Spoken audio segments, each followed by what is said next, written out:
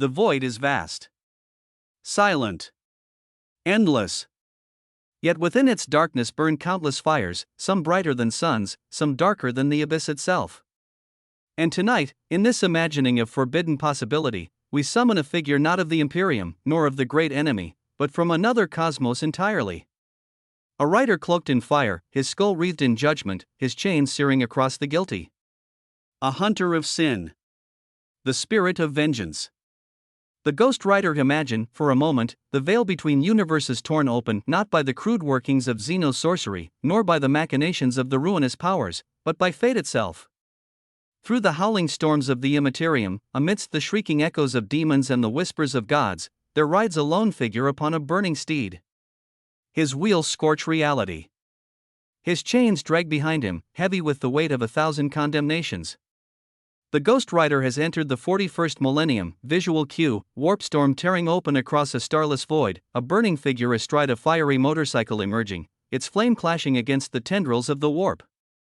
But the 41st Millennium is unlike any world he has haunted before. Here, sin is not hidden in shadows of alleys or whispered within human hearts. Here, sin is written across galaxies in blood and fire. Empires forged in cruelty. Gods that feed upon suffering.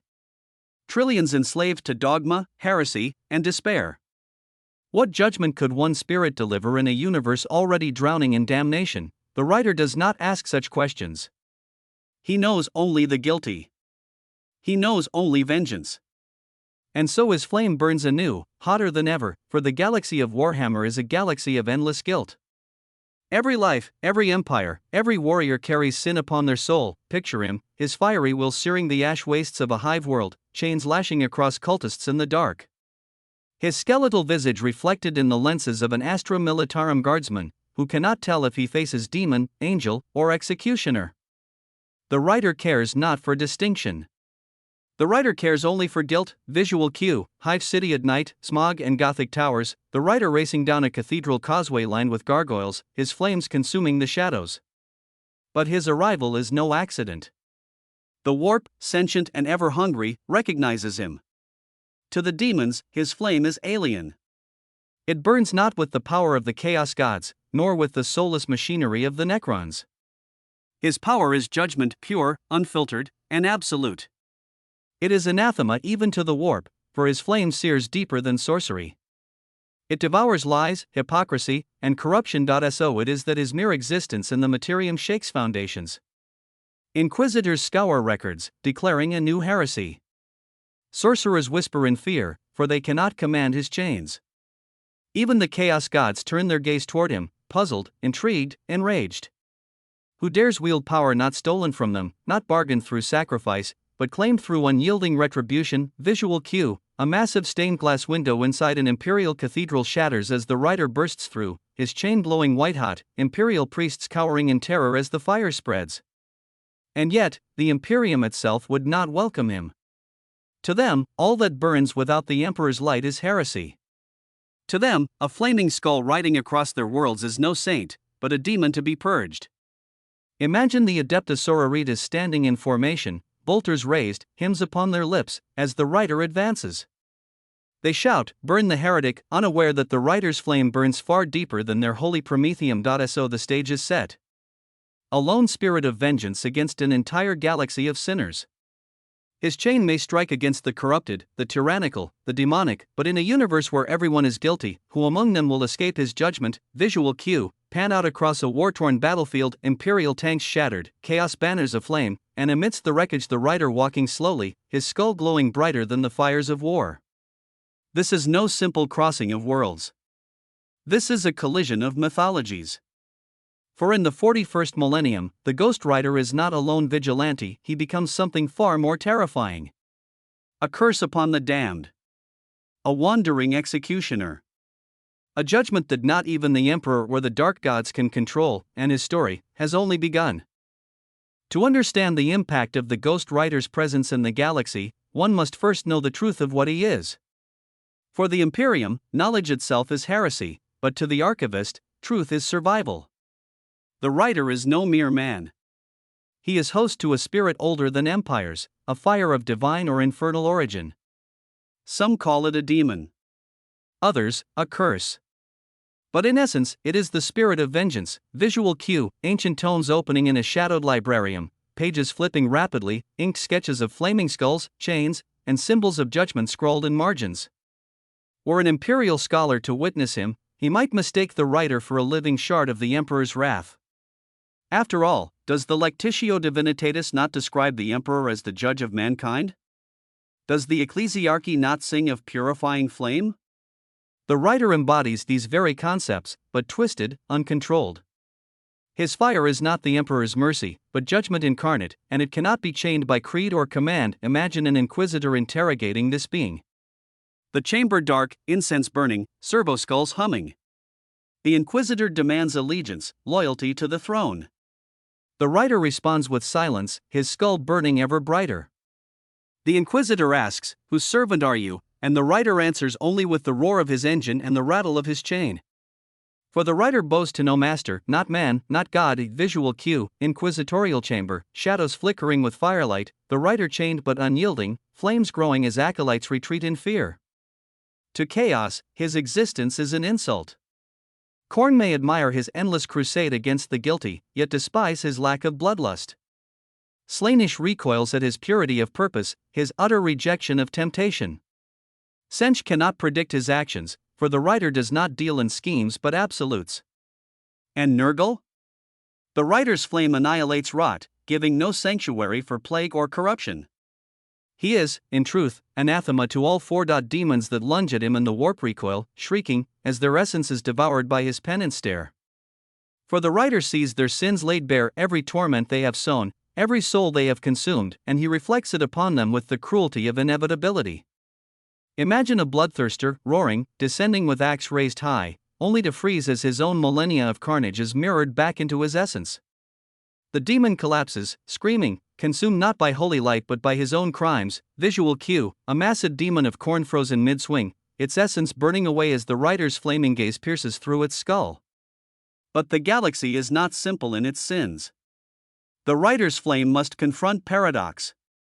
The Astra Militarum fight in endless wars. Are they guilty, or merely victims? The Space Marines are weapons of tyranny, yet loyal to a cause beyond themselves. Do they deserve judgment? And the Emperor himself, beloved God, cruel tyrant, eternal corpse, what verdict awaits him beneath the writer's gaze? Some whisper that the writer is drawn to terror itself, as if compelled to confront the golden throne. Picture him, roaring across the ruined streets of the cradle of mankind, his chains cutting through custodian guard.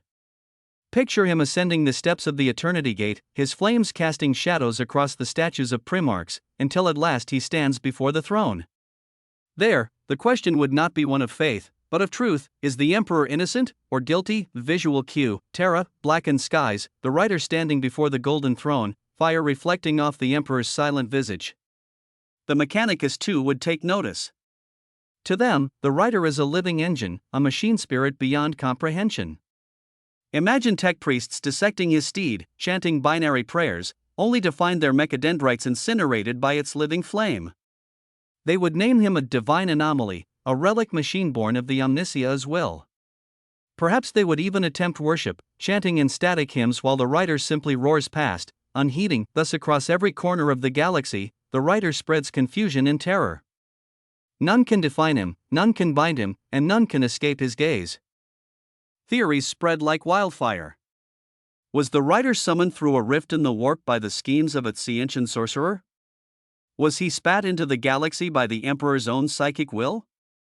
Or worse, was he always meant to exist here, a forgotten shard of judgment buried in the fabric of the warp itself? Archivists argue, piecing together fragments. Some suggest he is akin to the legion of the damned, spectral warriors of flame who appear at humanity's darkest hours.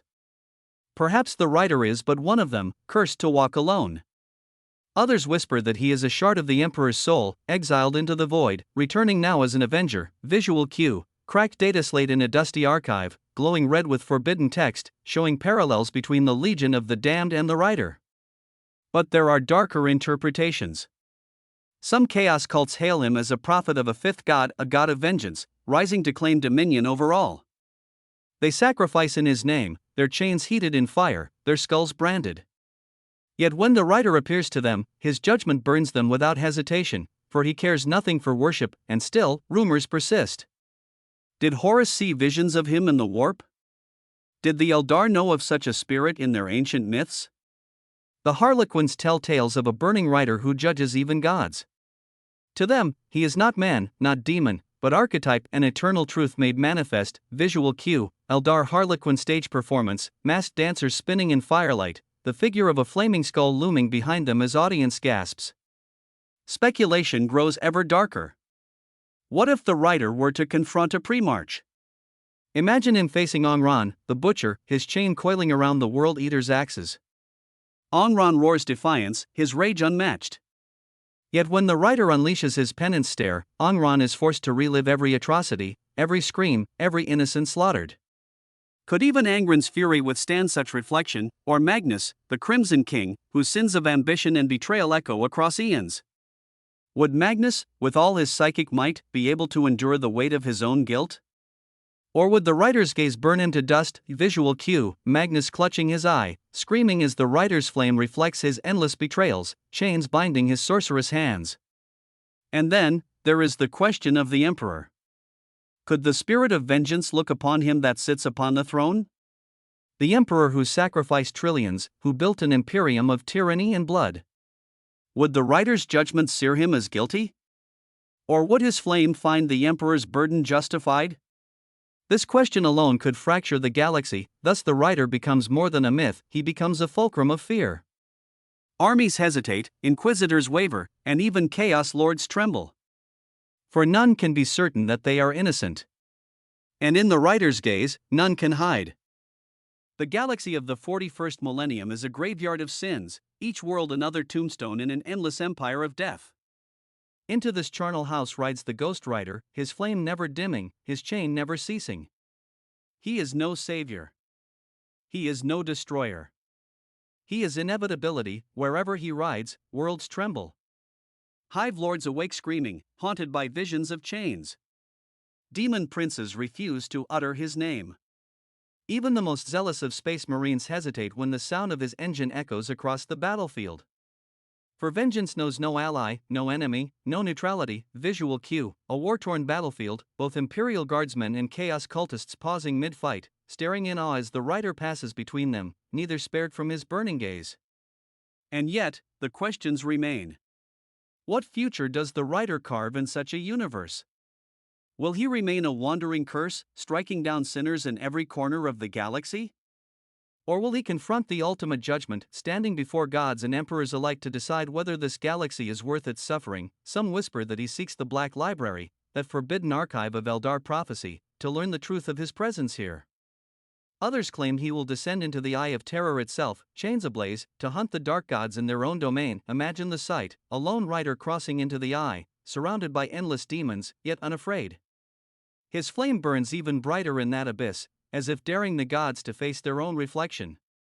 Korn, Sench, Nurgle, Slaanesh each might tremble before the only being who cannot be corrupted, bargained, or broken. Visual cue: the Eye of Terror, swirling with crimson and purple storms, the rider's flame streak cutting through its heart, demons shrieking in pursuit.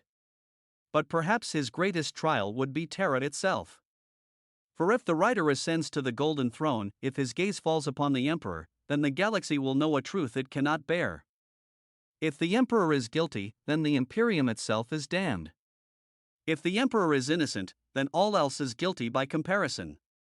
Either verdict would shatter reality, and so, the Ghost Rider rides onward, neither ally nor foe, neither hope nor despair. He is judgment without end. A chain stretched across eternity. A flame that never dies. Visual cue: cosmic silence, stars fading out one by one, leaving only the burning wheel of the rider in the void. Perhaps that is the cruelest truth of all: in a galaxy already damned, vengeance is not salvation. It is simply the final reminder that no sin escapes forever. The Ghost Rider does not bring peace. He does not bring order. He brings reckoning, and in the grim darkness of the far future, where there is only war, judgment rides eternal, his wheels burn across the stars, and the guilty shall know no refuge.